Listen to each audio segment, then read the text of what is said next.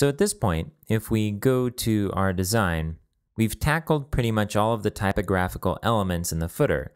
We have this content over here, we have our menus, and the only things left are to deal with these icons over here and the phone icon right here. So let's bump up to the header where we have some typographical elements we haven't converted yet, specifically this navigation here. And then we'll move on to the buttons or button styled links here and here.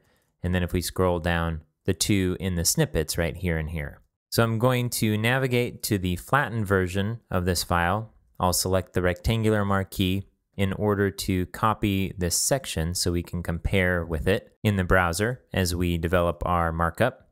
I'll paste it into a new file and save it for the web, and we'll call this header nav.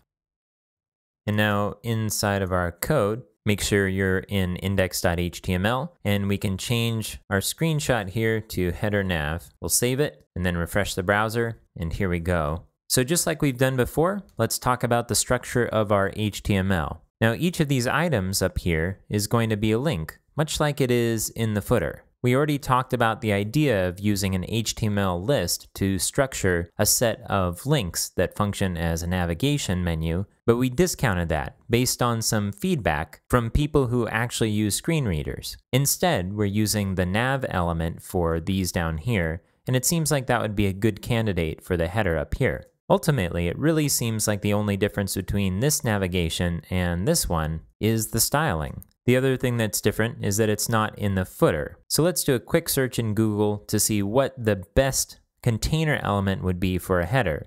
Now that we know that there's a footer element, it seems likely that there's going to be a header element too.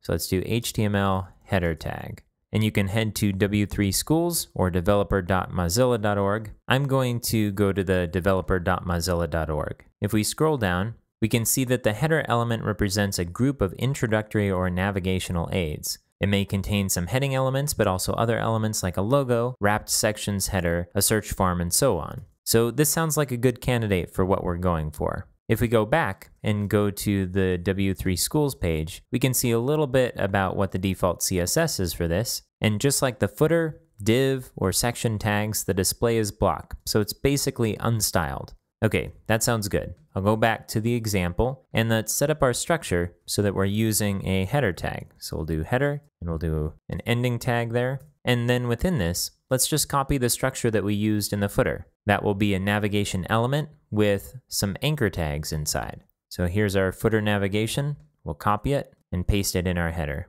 Now we're carrying with it a class here and we want to make sure to remove that. Let's save this and refresh the browser. And so now we have an unstyled set of links.